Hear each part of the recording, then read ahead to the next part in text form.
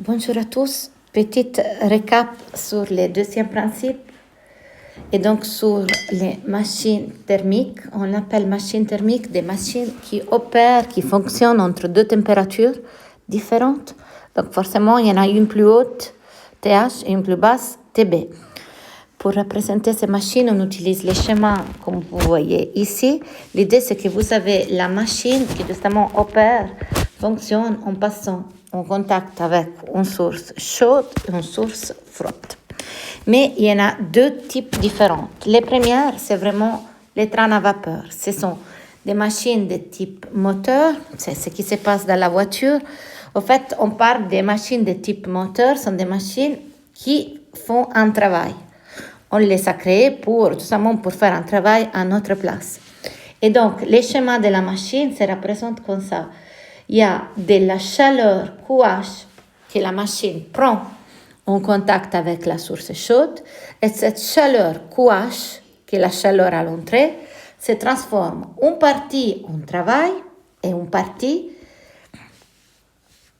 est cédée à la source froide.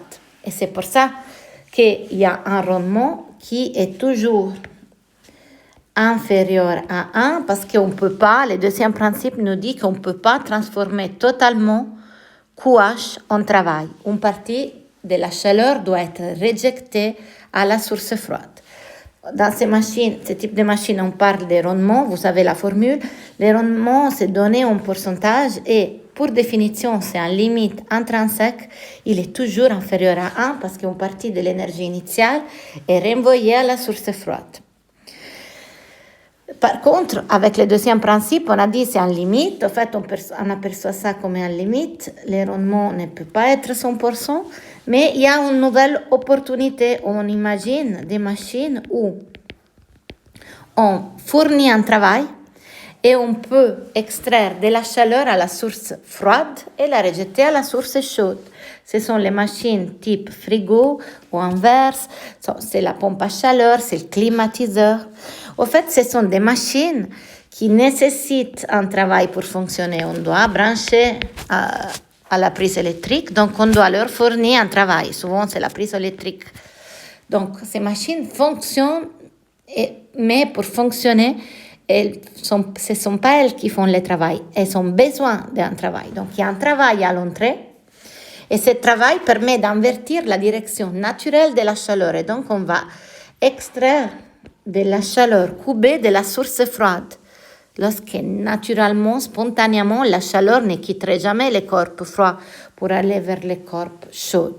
Mais là, on quitte le domaine du spontané, on fait un travail et on peut invertir la direction de la chaleur. Donc, on fournit un travail, on peut extraire de la chaleur à la source froide et la rejeter à la source chaude. Voilà, c'est pour ça que les deux schémas sont différents, les schémas des machines.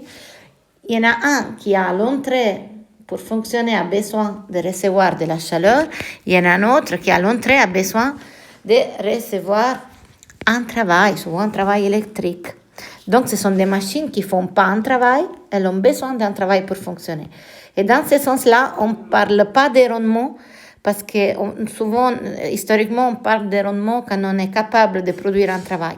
On parle plutôt des coefficients de performance.